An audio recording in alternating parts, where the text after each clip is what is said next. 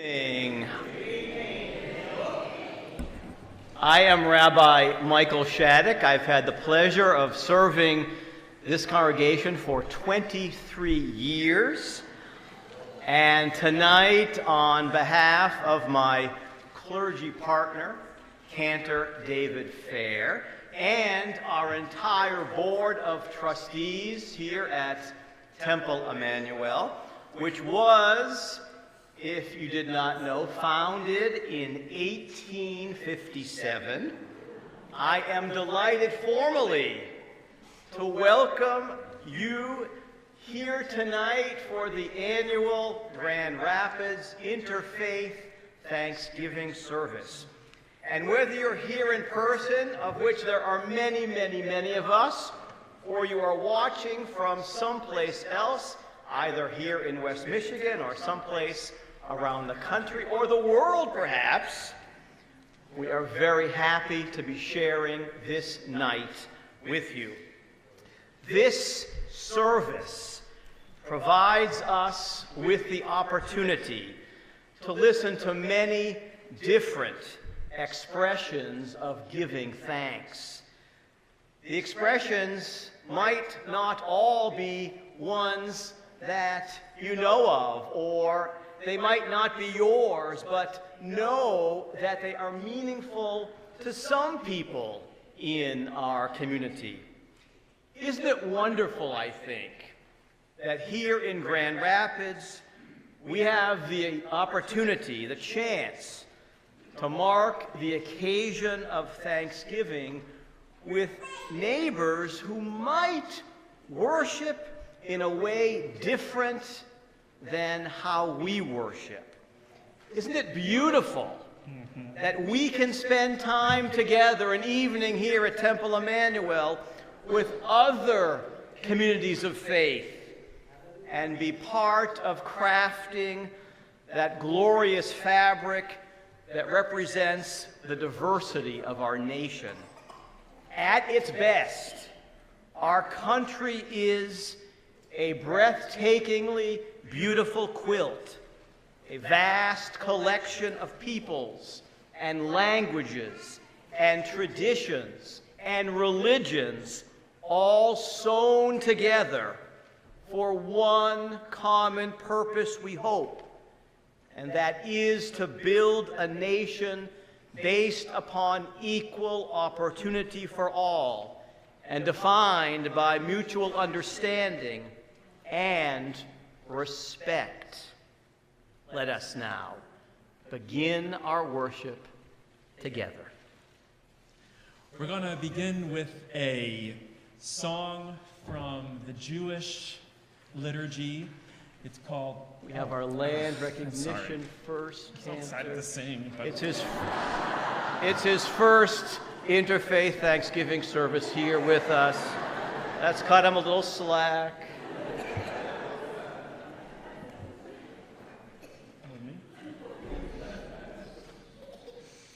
As we begin our time together, we pause to acknowledge the land on which we gather.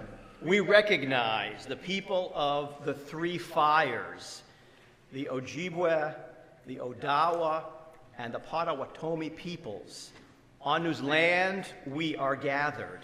The three fires people are indigenous to this land, which means that this is their ancestral territory.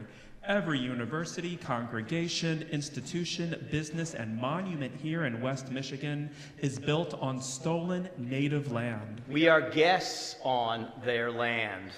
One way to practice right relations is to develop ways to acknowledge the histories and traditions of the people who originated here first, who are still here, and who tend to the land always. As we make this land acknowledgement, we know that it is but an important first step, and that there are many more that we need to take when we decide to engage in the important work of social justice and equity. Can I get an amen? Amen. We're going to begin with a song called Hine Matov. Hine Matov is a song that we often begin our Jewish worship services with. And what it means is how good and how wonderful it is to be here together as siblings. And there is a clapping portion that I'm going to try to demonstrate, and it's for everyone to join in. All right, so keep an eye out. My Jewish folks, feel free to take a leadership role here. Let's see how this goes.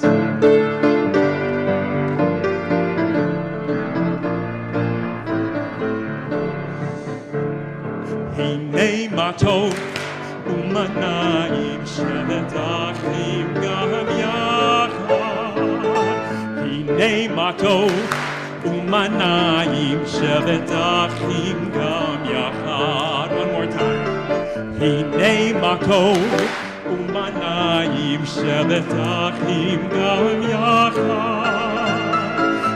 Hinei matov umanayim shevet achim gam yachad. Repeat after me. How good it is, how sweet it is to be together on this day. How good it is, how sweet it is to be together on this day. Hinei matov umanayim shevet achim gam yachad. Hinei matov umanayim shevet achim gam yachad. Shalom aleichem, salam aleikum. Shalom aleichem, salam aleikum. Shalom aleichem, salam aleikum. Shalom aleichem, salam aleikum. Hinei matov umanayim shevet achim gam yachad. Hinei matov umanayim shevet achim gam yachad. Shevet achim gam yachad. Shevet achim gam yachad.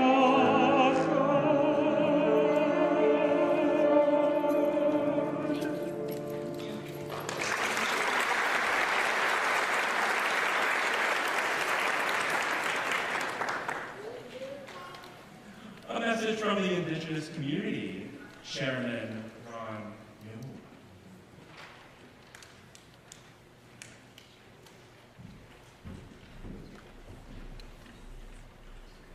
It's going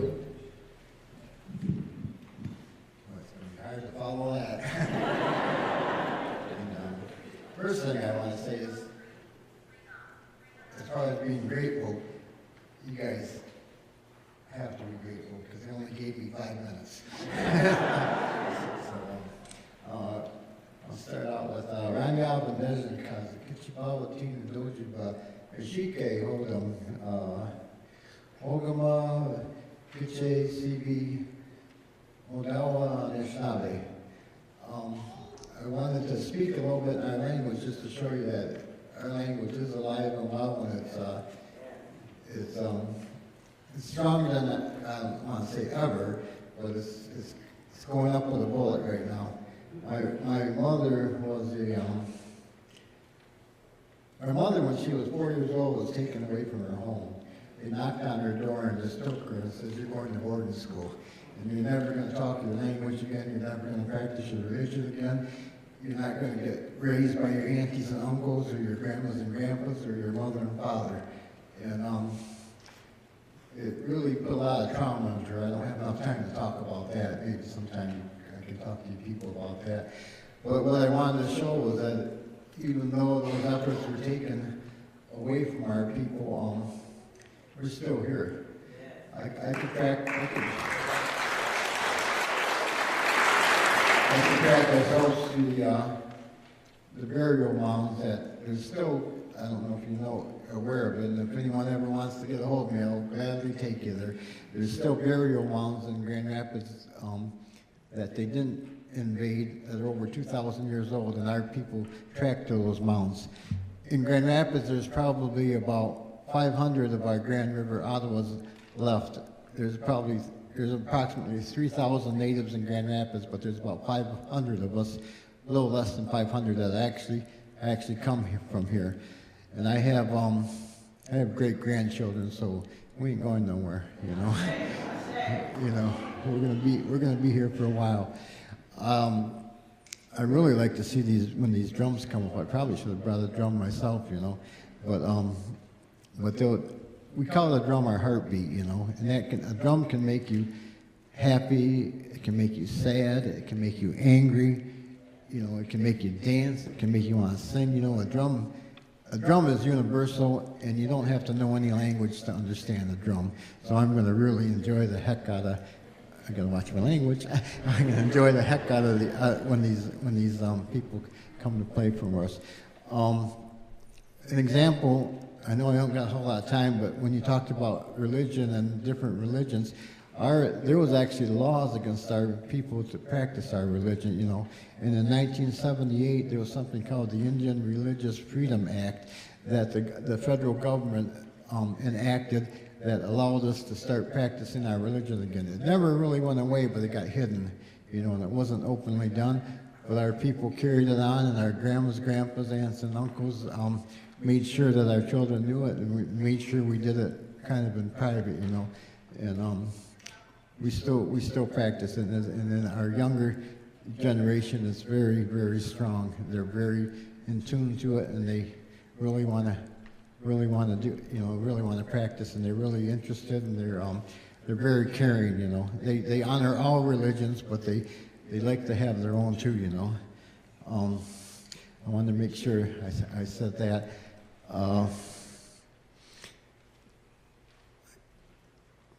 I guess I really didn't want to take notes because I wanted to just talk more or less from my heart to you people. But I'm very, very grateful that you asked us to come be part of this. Like I said, our people existed along the Grand River. The downtown Grand Rapids, where the rapids are, was our Mesopotamia. You know, it was our place that had everything we needed to exist in a good way, whether it be plants, animals to sustain ourselves on, fish, turtles, mammals, medicines, materials for shelters. The Grand Rapids right downtown was our home, and we had a good life there, you know. We were removed from here. There were federal laws that come and took our people away and removed us from the river valley, but it's kind of like if you want to go in the woods and kick out all the squirrels, you ain't ever gonna get them all, you know. And so we're still here. We're alive and well. And I just went over 5 minutes, and I promised them I wouldn't keep talking. And I'm glad of your attention. I can see a lot of smiles on your face, and that gives me a really, really good feeling. Chimigwich.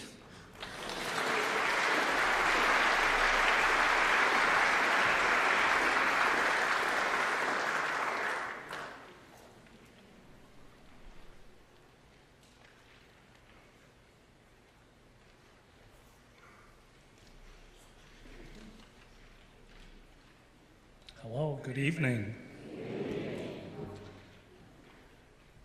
Grace. We are a child. By we, I mean the mind. In the Sikh faith, there's 3 parts to the human. The body, which is merely a vessel. Then there's the mind and the soul. The soul is none other than the Creator themselves. And the mind is a child of God. The mind is a player that came here to play the game of love, and the mind has to achieve liberation while alive. Think of the mind as a child and the soul as a father. They're both living in the same house. However, they're separated by a wall of doubt, ego, lust, anger, attachment, and pride. Just as a child has to work hard to prove their worth to receive their father's glance of grace, so does the mind. The mind does this by sincere and focused meditation on the Creator, and by spending each and every breath doing things that the Father would approve of. Once this is practiced daily, it is impossible not to receive the Father's grace, and as such, achieve liberation while alive. Kirtan, devotional singing, is a way to not only remember the Maker, but also bring the mind in a state where meditation can be fruitful. The translation for the Shabbat about to be performed by our spiritual leaders is as follows. One universal creator, God, by the grace of the true Guru. Which of your glorious virtues should I sing and recount, Lord? You are my Lord and Master, the treasure of excellence. I cannot express your glorious praises. You are my Lord and Master, lofty and benevolent. The name of the Lord, Had, is my only support. If it pleases you, please save me, O Lord and Master. Without you, I have no other at all. You alone are my strength and my court. O my Lord and Master, unto you I pray. There is no other place where I can offer my prayers. I can tell my pains and pleasures only to you. Water is locked up in the earth, and fire is locked up in the wood. The sheep and the lions are kept in one place. O mortal, meditate on the Lord, and your doubts and fears shall be removed. I'd like to invite our spiritual leaders to sing these hymns.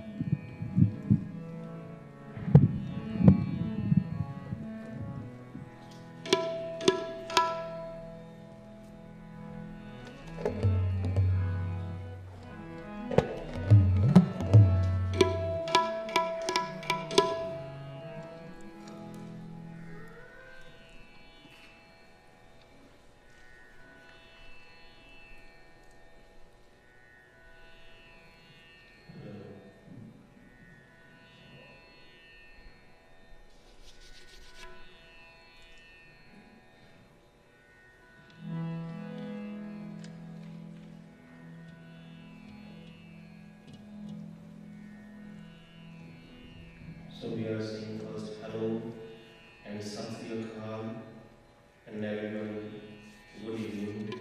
So now we are starting Shabbat.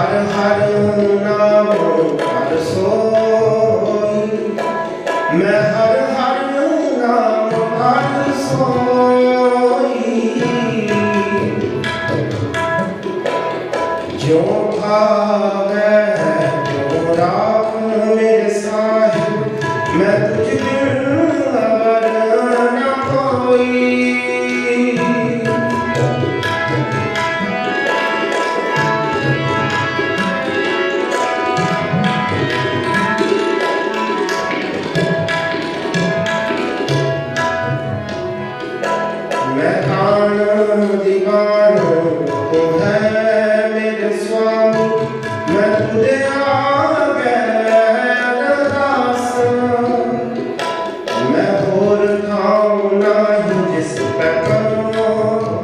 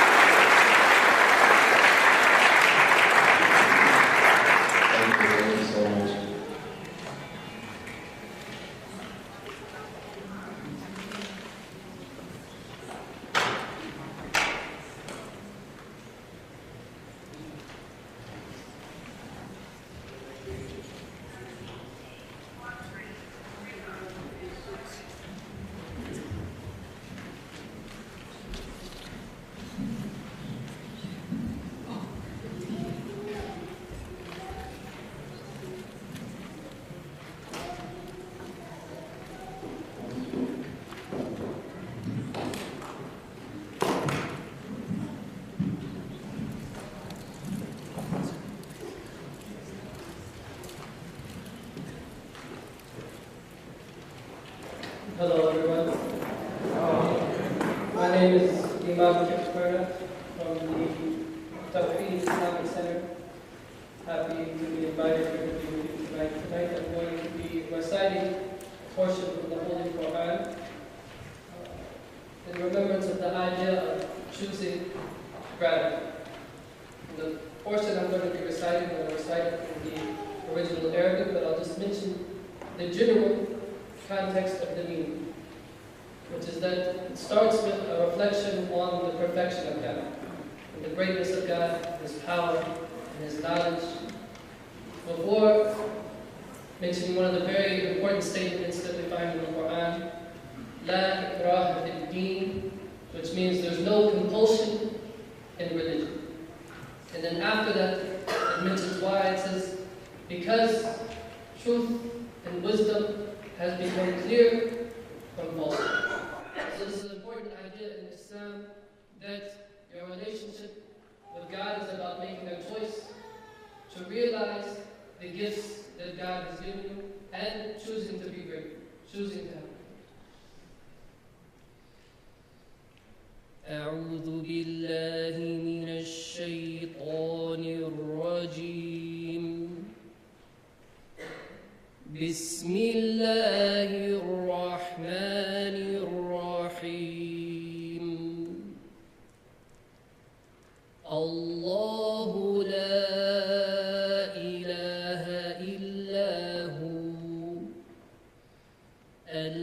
الحي القيوم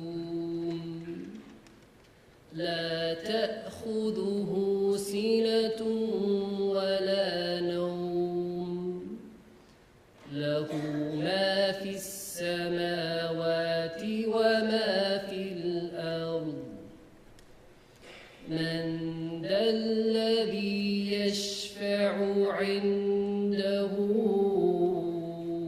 إلا بإذنه يعلم ما بين أيديهم وما خلفهم ولا يحيطون بشيء من علمه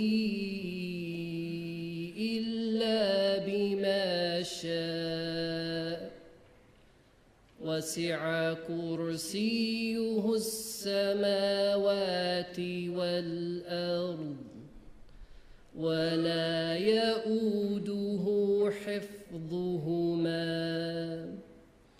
وهو العلي العظيم لا إكراه في الدين قد تبين الرشد من الغي فمن يكفر بالطاغوت ويؤمن بالله فقد استمسك بالعروة الوثقى لا انفصام لها والله سميع عليم صدق الله العظيم. Thank you.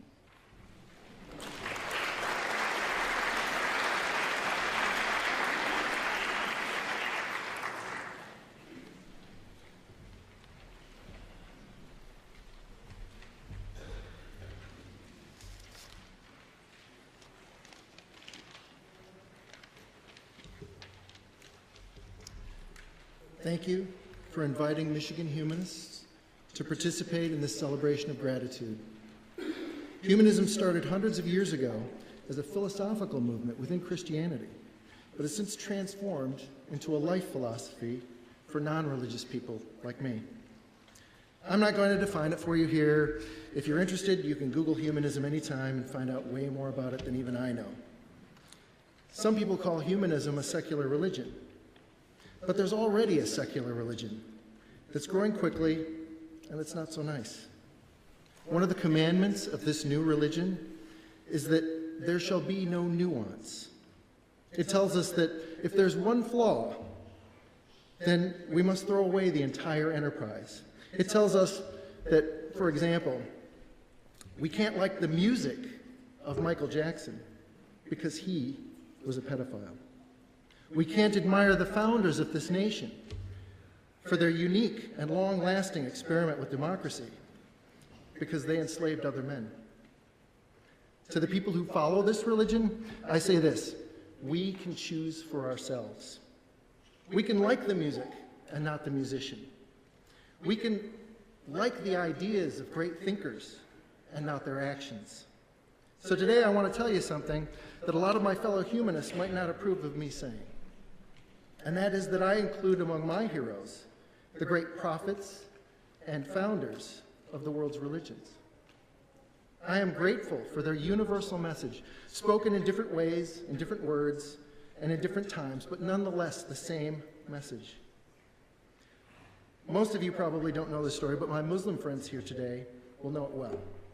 After the Prophet Muhammad received the first of his revelations, he shared them with his closest friends and family, who in turn spread the message to others in their community. They were not received well by the majority and authorities of their time. Some were beaten, others murdered for proclaiming their beliefs to the polytheists. Eventually, the Prophet and his family and his followers were run out of town just for sharing beliefs that didn't conform to the approved beliefs of the majority and authorities of their town. And we see the same kind of story played out time and again with the prophets and great leaders of every religion. From Moses in his dealings with the Egyptians, with Jesus and his dealings with the Romans and the Pharisees, with Martin Luther and the Catholic Church, with Joseph Smith and the Christians of Carthage, Illinois. All of these great men all said the same thing, not in these exact words, but the same universal message to the majorities and authorities of their time and place. They said, I choose to believe differently from you. And I claim the right to believe differently from you. They each had the courage to demand that their beliefs be determined by themselves, and they refused to be forced through violence or intimidation to believe that which they could not and did not believe. This, to me, is their greatest legacy. This is the reason that I count them all as heroes. But unlike the great prophets and holy men of the past, we are privileged to exist in a time and a place which, instead of opposing different beliefs, we can choose to create solidarity out of our differences. You have created a community based on freedom of conscience, and in so doing, you've made yourself an example of what humanity can look like at its best. For this, most of all, I am grateful. Thank you.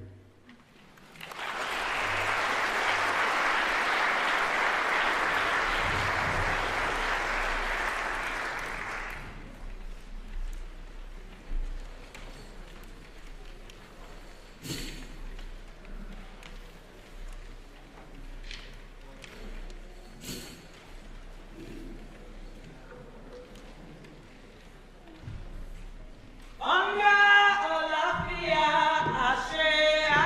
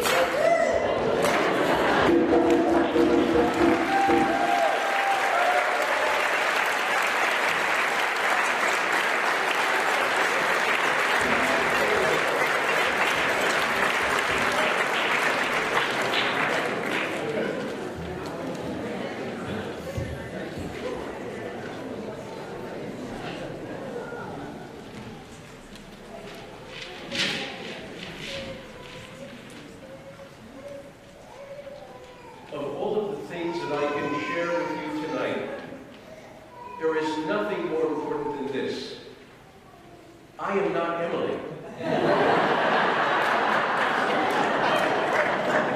If you were expecting some sort of life-altering announcement by me today, I'm sorry to disappoint you. I was replaced, or rather, I am serving as a replacement for Emily, who had a pet emergency. My name is Fred. I think it's going to be okay on this. And I'm representing both the West Michigan Hindu Temple and the Grand Rapids Meditation Circle of Self-Realization Fellowship. And I will be offering to you what Emily was planning on offering herself. And that is what is called the Brahma Annam Mantra. And it is the mantra that is often offered before the taking of food. It comes from the Bhagavad Gita, the sacred scripture of the Hindu Dharma. And in it we see that not only is the food offered sacred, but the offering is sacred, and all is a part of the divine. First I'll chant the Sanskrit and then the translation. Brahma Kalam Brahma Nir Brahma Gnu Brahman Ahutam Brahmaiva Tena Gandavyam Brahma Karma Samadhina Aham Vaishvanaro Bhutva Praninam Dehama Ashritaha Pranapana Samyukta Pacha Amyanam Chaturvidham Om Shanti Shanti Shanti. The act of offering is God. The oblation is God. By God, it is offered into the fire of God. God is that which is to be attained by those who perform actions pertaining to God, becoming the light fire in the bodies of living beings, mingling with the subtle breaths. I digest the 4 kinds of foods. Shanti, Shanti, Shanti. Peace, peace, peace. We say Shanti, or peace, 3 times at the end of every prayer. The first Shanti asks for peace from any natural disasters. Save us from any storms. Save us from any quaking of the earth that might disrupt our prayer. The second is that our peace not be disturbed by any human beings, anyone who would wish to disturb us. And the third Shanti is asking that our minds themselves be stilled and be filled with that which is divine. Shanti, Shanti, Shanti. Namaste.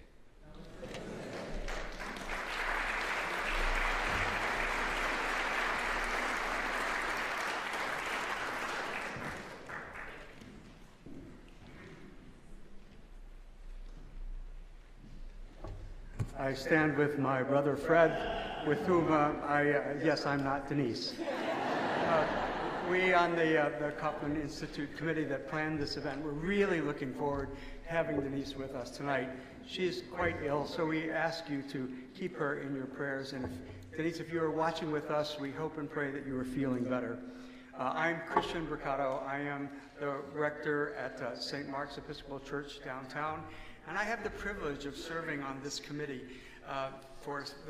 In the interview process in 2016, the first person with whom I met was Dr. Kinsey, and I said to Doug at that point, if I come to Grand Rapids, I am yours. Do with me as you will, because of my interfaith work in Cambridge and Boston, and it is a delight and certainly a privilege for which I give thanks. So I'm a last-minute substitute, so please bear with me. Some of us may find it difficult tonight to find anything for which to be thankful.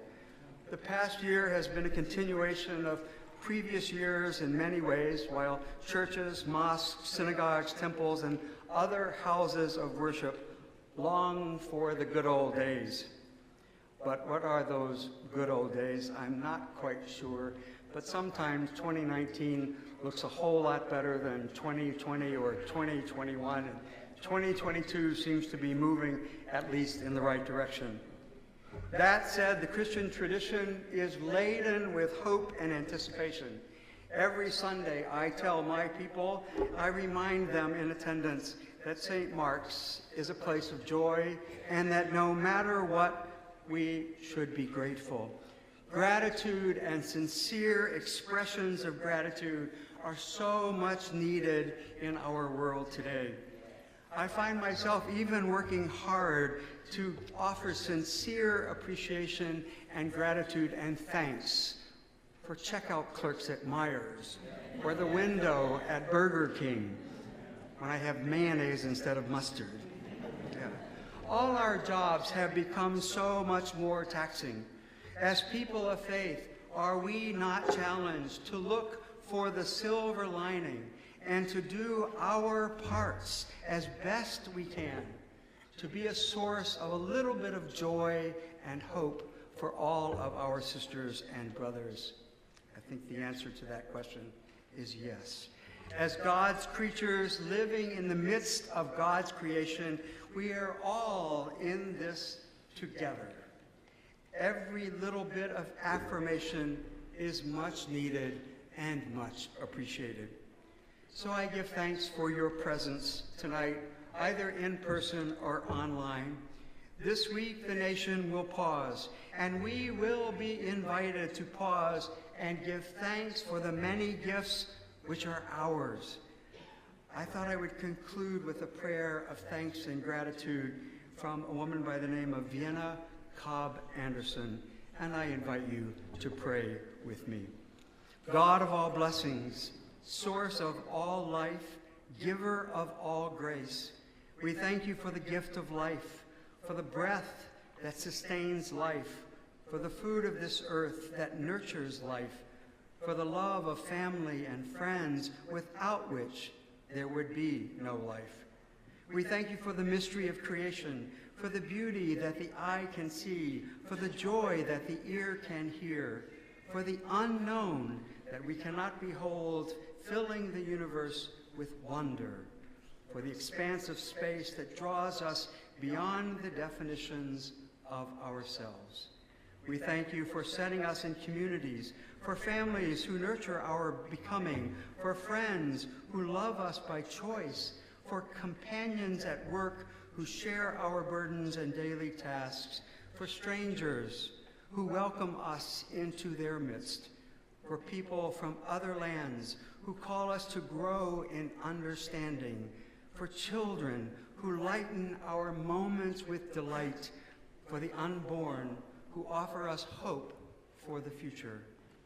We thank you for this day, for life, and for one more day to love, for opportunity and one more day to work for justice and peace, for neighbors and one more person to love and by whom be loved, for your grace and one more experience of your presence, for your promise to be with us, to be our God, and to give salvation. For these and all blessings, we give you thanks, eternal, loving God. Through Jesus Christ we pray. Amen. Thank you.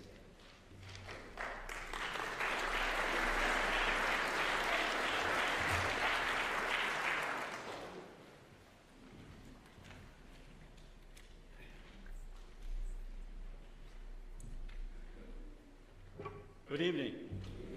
I am Michael Hampton. At least I'm trying to be. Now, some people would say that's very trying. So, if you don't mind, I'm going to ask you to stand.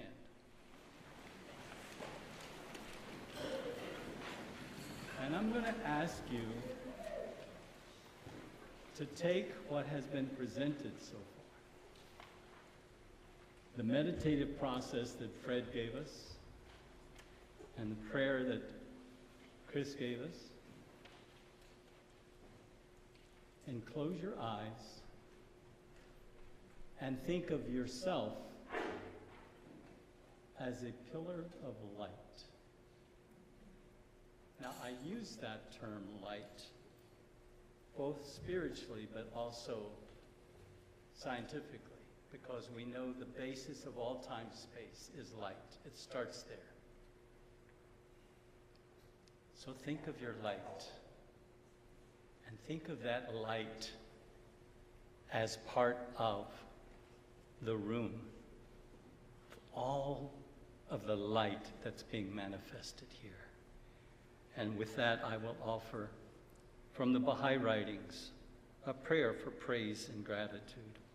All praise, O my God, be to thee, who art the source of all glory and majesty, of greatness and honor, of sovereignty and dominion, of loftiness and grace, of awe and power. Whomsoever thou willest, thou causest to draw nigh unto the most great ocean, and on whomsoever thou desirest, thou conferrest the honor of recognizing thy most ancient name. Of all who are in heaven and on earth, none can withstand the operation of thy sovereign will. From all eternity thou didst rule the entire creation, and thou wilt continue forevermore to exercise thy dominion over all created things. There is none other God but thee, the Almighty, the most exalted, the all-powerful, the all-wise. Illumine, O Lord, the faces of thy servants, that they may behold thee, and cleanse their hearts, that they may turn into the court of thy heavenly favors, and recognize him who is the manifestation of thyself and the dayspring of thine essence. Verily, thou art the Lord of all worlds. There is no God but thee, the unconstrained, the all-subduing. Thank you.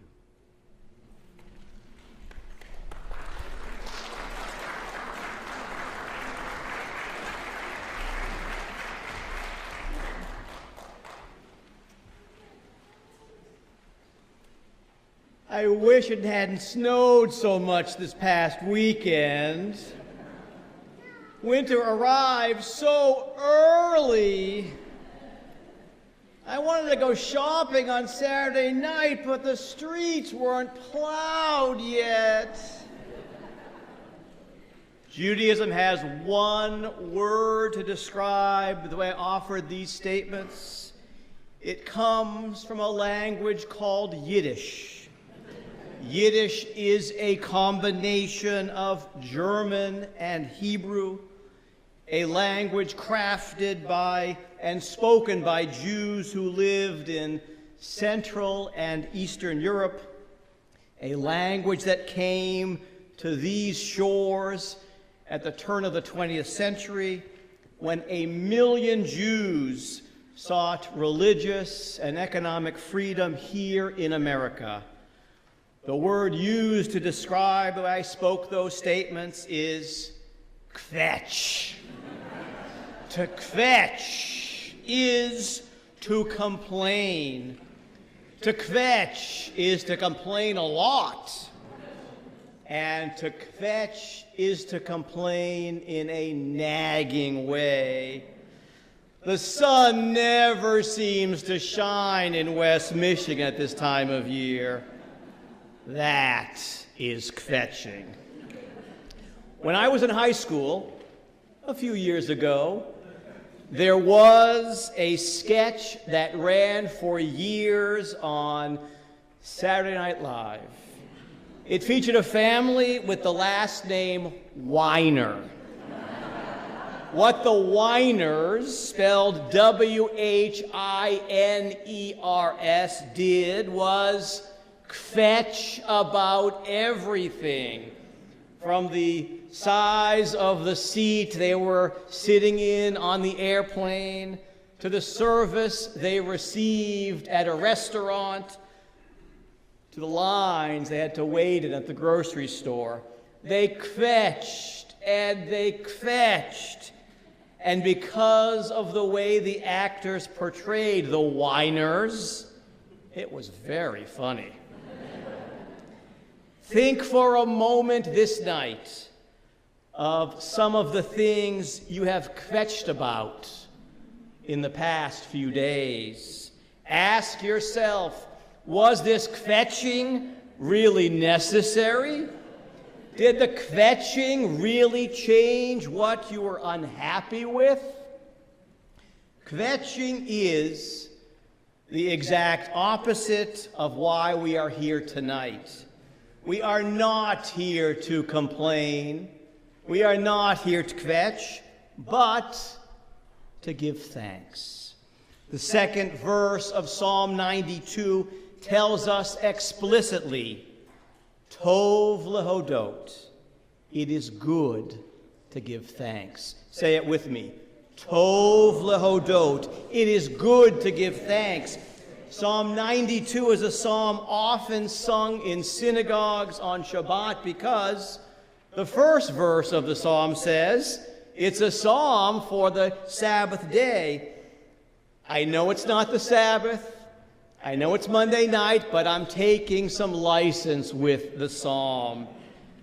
I think it's appropriate, those words, Tov lehodot, for tonight. Tov lehodot, it is good to give thanks. Giving thanks affords us the opportunity to realize how lucky we are. For in this nation, no matter our faith tradition, no matter our religious or non-religious beliefs, no matter how or where or when we worship, we can do so in freedom.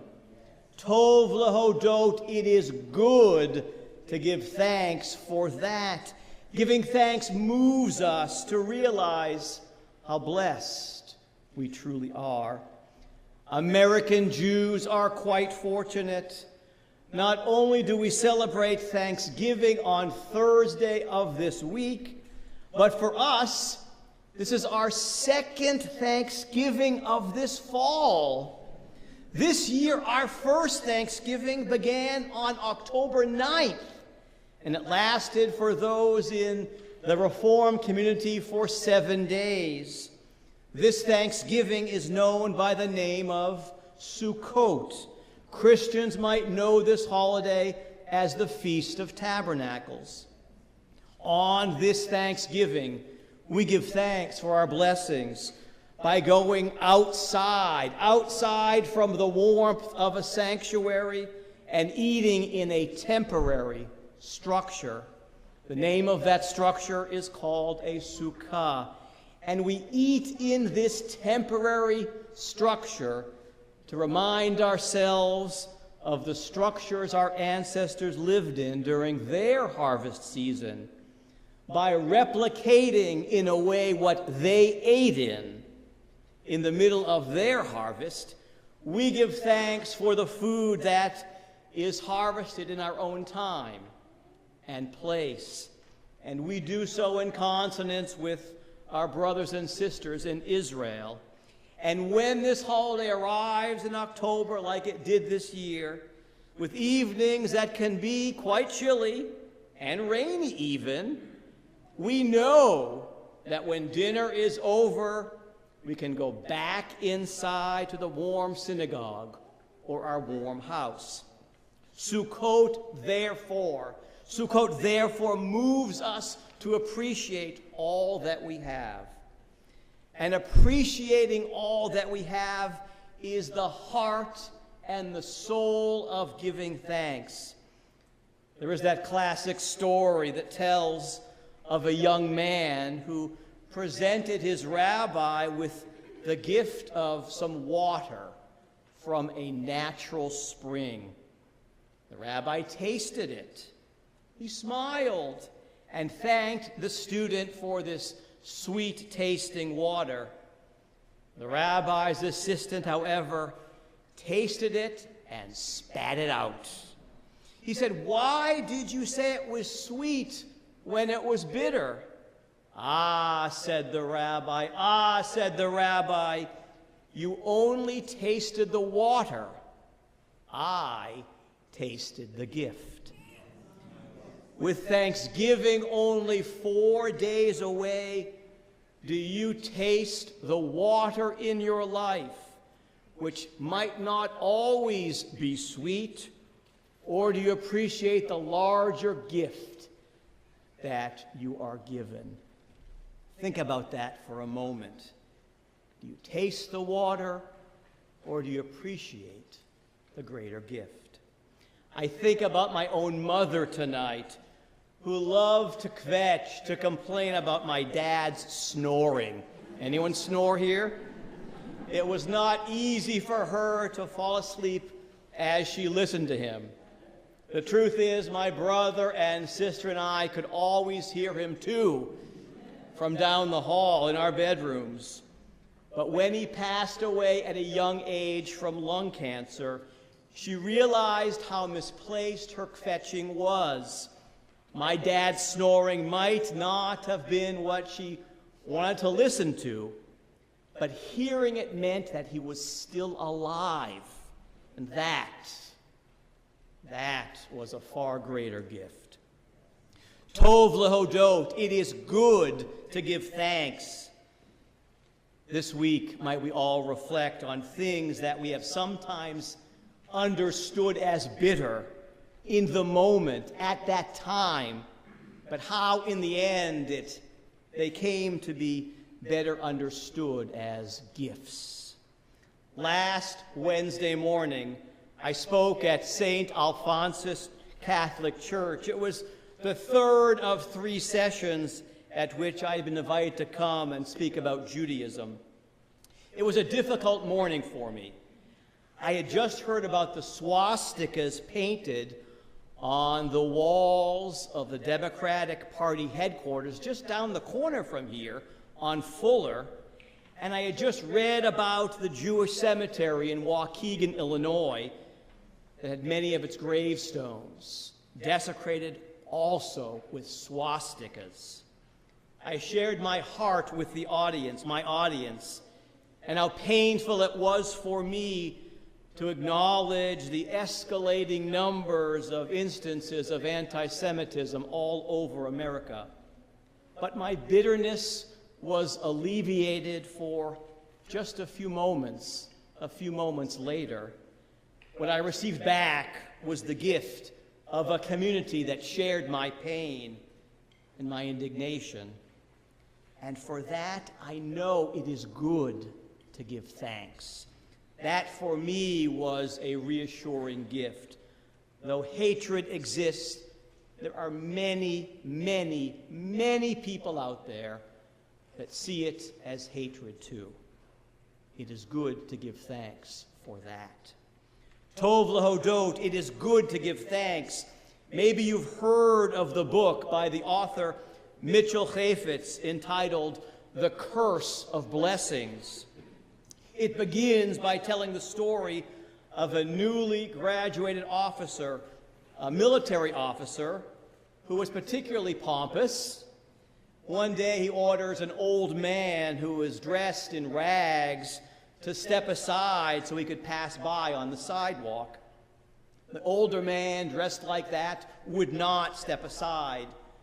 The officer yelled, "What am I going to do with you?"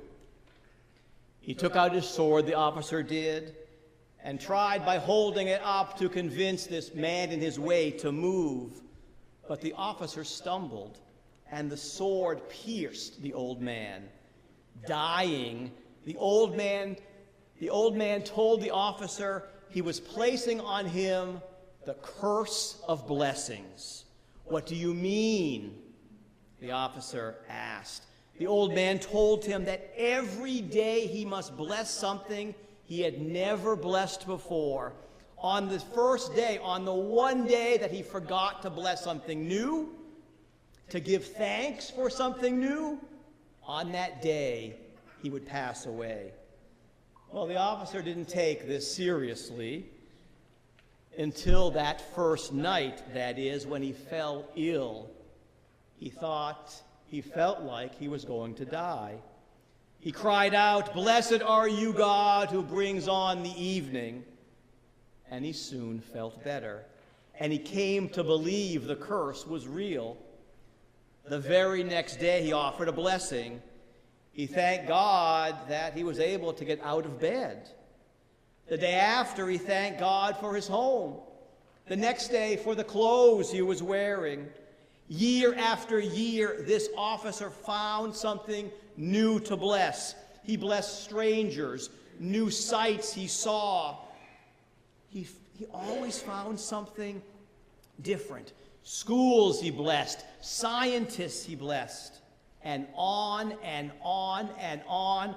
For almost 100 years, he never stopped giving thanks. For almost 100 years, he never stopped uttering a new word of blessing. As he neared the age of 120, after all his friends had passed away, he made the decision to reflect on his life, but not to utter any new blessings. Evening fell that day, and he was not feeling well, but this time he did not resist it. And then before him he saw a familiar figure. It was that old man. "You," the officer exclaimed, "you! I have thought about you for almost 100 years. I am so sorry I hurt you." The familiar figure, the old man, said to him, "You have no idea who I am, do you? I'm an angel that was sent down to harvest your soul. But when I saw you, there was nothing worth taking. And so I placed upon you the curse of blessings. Now look at the person that you have become, a man who understands the blessing of giving thanks every single day." He was overwhelmed, the officer was. What do you think he did? He blessed the angel and give it another day of life. Tov lehodot, it is good to give thanks. Thanksgiving is our American opportunity to do this on the same day with fellow citizens from every walk of life, every background. What a blessing this is in and of itself. Tov lehodot, it is good to give thanks. In the Torah, in the book of Deuteronomy, the 10th chapter, verse 12, we read, "What does God ask of you?" What does God ask of you? The Hebrew for the word what is pronounced ma. Say ma. Ma. What does God ask of you? But our sages, the rabbis, were always seeking greater insights than the literal translation of words.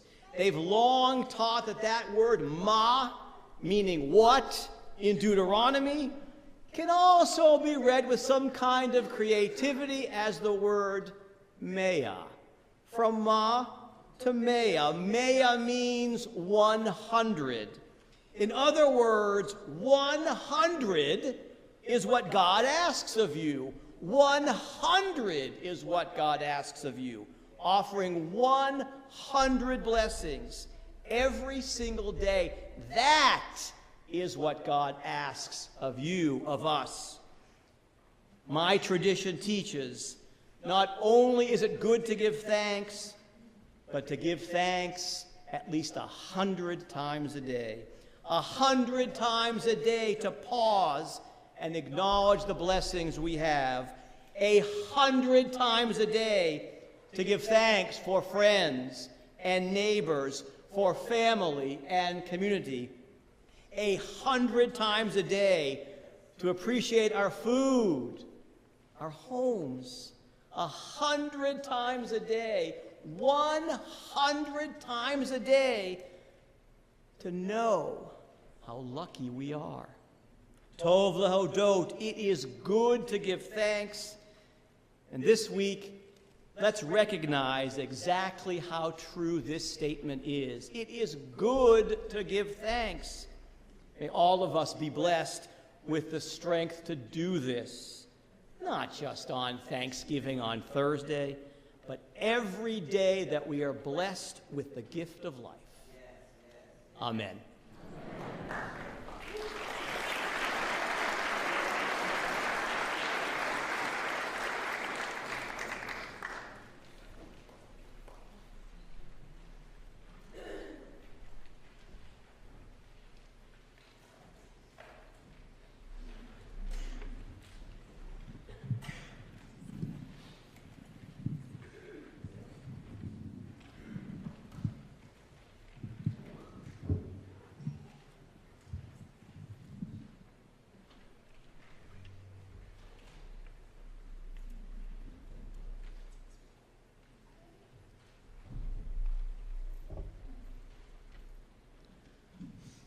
Hello again.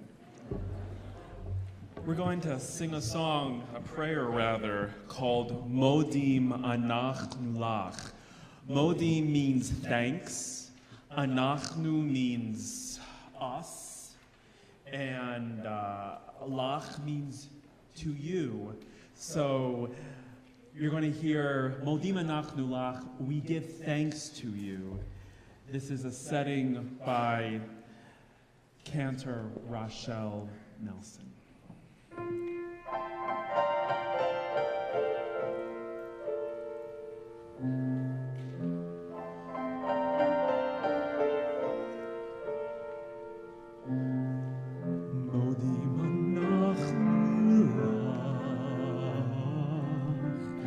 You are our God, rock of our life. Modim anachnu lach. You are our God, shield of salvation, forever and ever.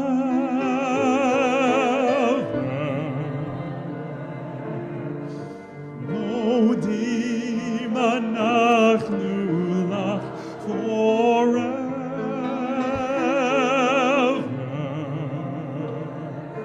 Morning, noon, and night, Modim anachnu lach.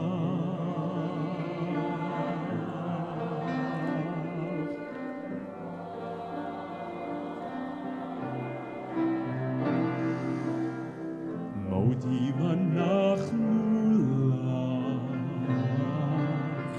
We sing your praises, we sing your praises. Modim anachnu lach. Compassionate one, merciful God, forever and ever. Modim anachnu lach forever.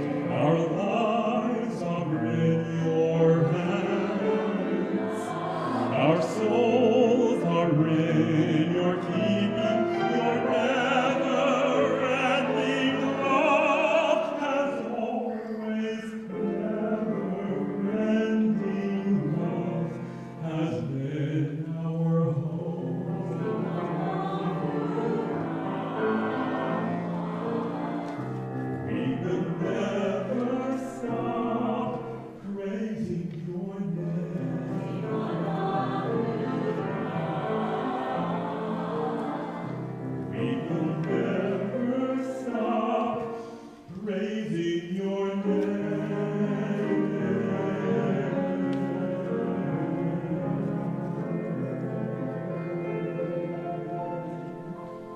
Praising your name.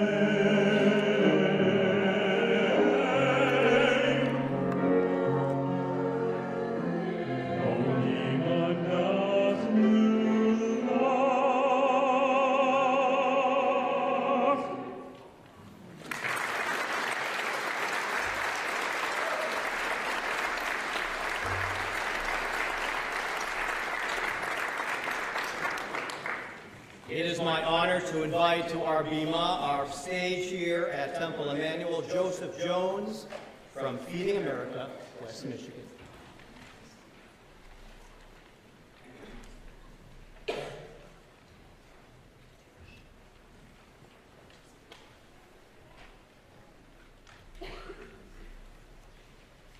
Good evening. Good evening. I'm going to give you all something to be grateful for right now. We've heard so much good music tonight, so many wonderful performances, and what you can be grateful for is I'm not going to sing one. I want to thank you for the invitation to come tonight.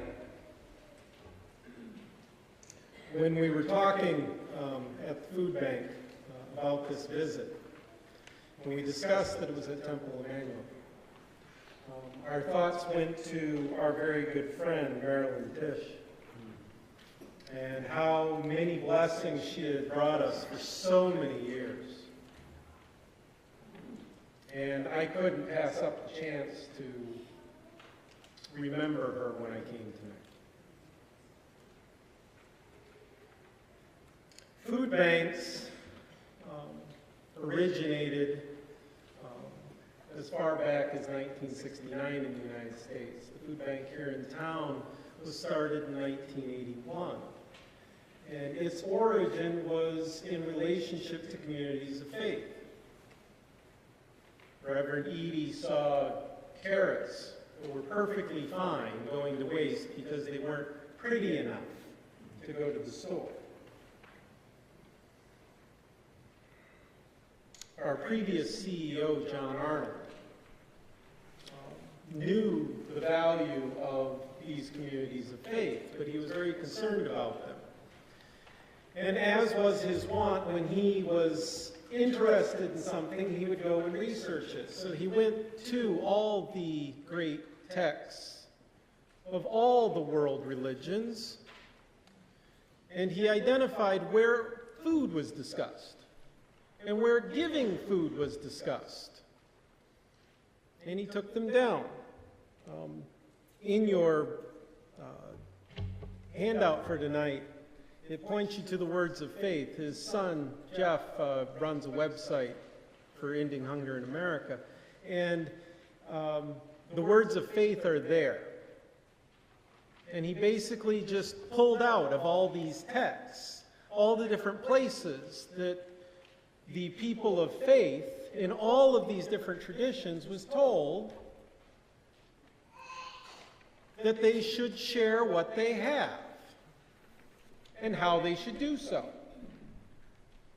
And what John felt is that communities of faith were really good at following that part about sharing, but the how they were supposed to share part didn't always follow through.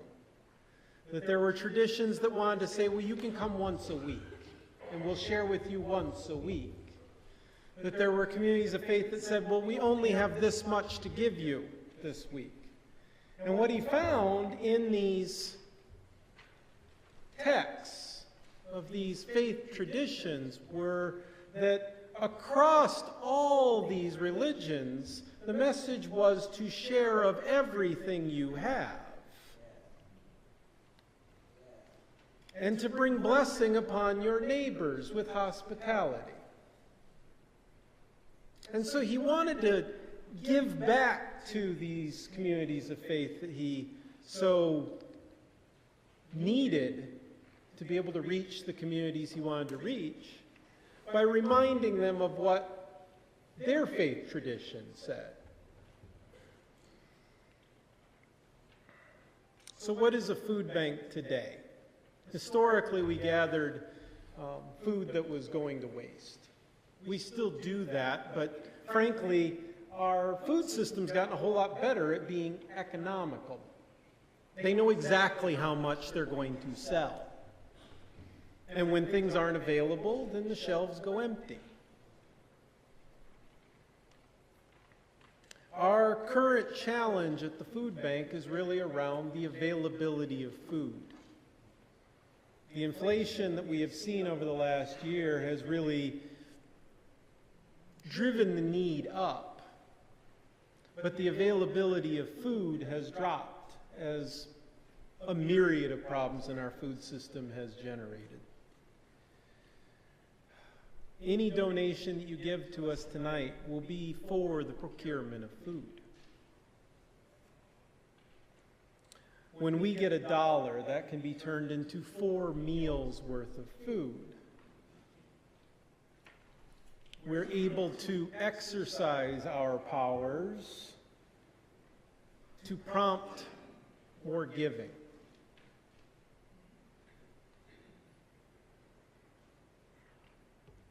Our development director insisted that I remind you that as a food bank, we've been a 4-star charity navigator organization for over 10 years.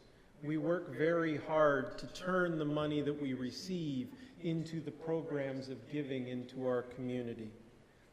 But I say that knowing that I need the communities of faith, because the communities of faith are the ones that are rooted in the neighborhoods. They're rooted in the towns across the 40 counties that we serve in West Michigan and the Upper Peninsula. They're the ones who often are the ones who are at the front line doing the work of giving food to our neighbors. So I say this. Tonight's theme is gratitude, and we are grateful for your blessings upon us. I've left brochures of our work by the basket on your way out if you want to know more about our work. I would be pleased if you sought me out after this event and asked me your questions or just made contact with our organization.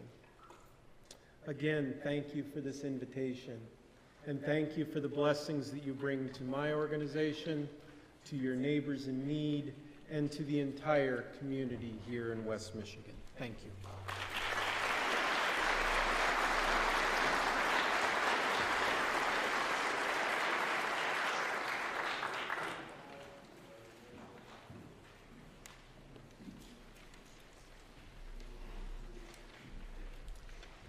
You may wonder where St. Mark's Episcopal Church is. St. Mark's Episcopal Church is at the intersection of Division and Pearl Street downtown.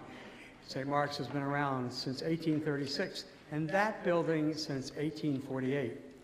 We've been singing hymns in our tradition for 186 years. Tonight, we're all going to sing a hymn with a powerful text that we adopted at the Kaufman in 2018.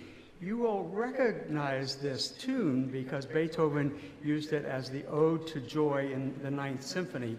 This is a powerful text. I'm going to invite you to stand and hum as I play it through once, and then invite you all to sing it with great passion and love. Thank you.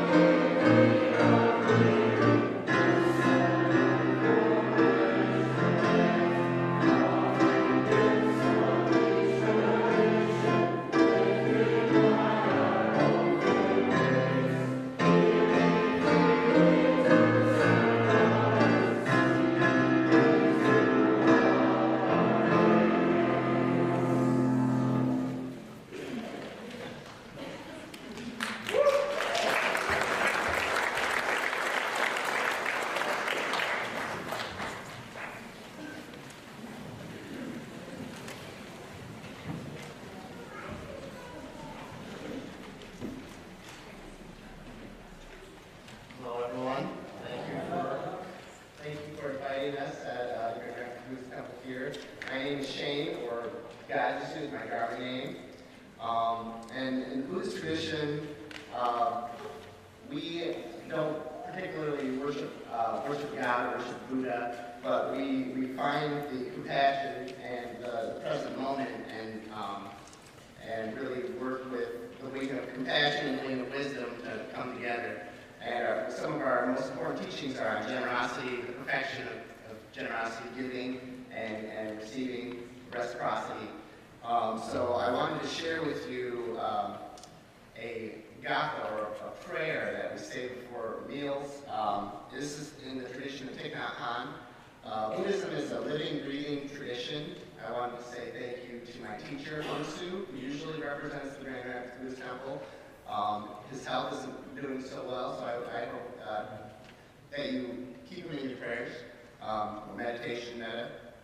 But anyways, we have this tradition from all the way to the Buddha of teacher to student, and Thich Nhat Hanh has written so many texts, and one of these gathas is a meal gatha, 5 contemplations. This food is the gift of the whole universe, the earth, the sky, and much hard work. May the stars and loving and numerous beings. May we eat with mindfulness and gratitude so as to be able to enjoy every bite. May we transform our unwholesome mental formations, especially those that cause us harm, as they indirectly harm all we touch. May we keep our compassion alive by eating in such a way that reduces the suffering of living beings, preserve our precious planet, and reverse the process of global warming.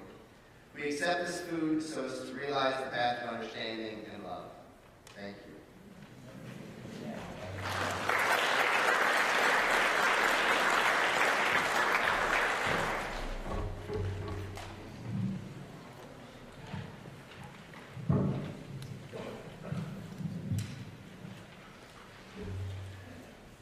Once again, I'm going to offer a setting of the prayer Modim Anach Mulach, this one composed by Israeli composer Aminadav Aloni.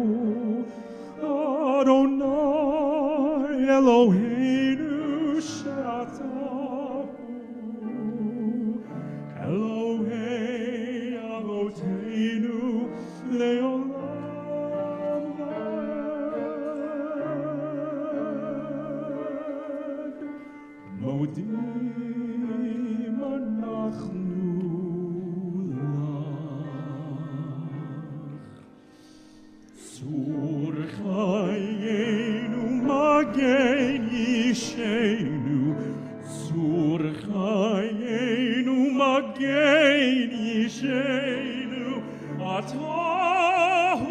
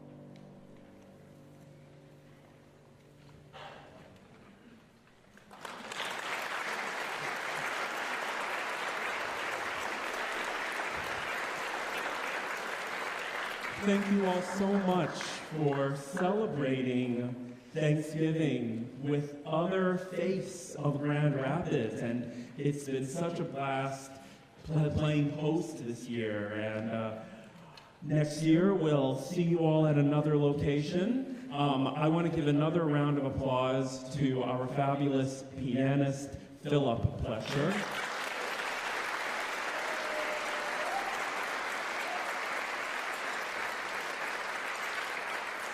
And I want to invite everyone to, this is a good Yiddish word I'm going to teach you all, to have a nosh.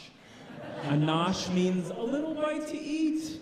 Right back there, have a little nosh with us, and let's all chat and get to know each other. Thank you all for coming tonight. See you later.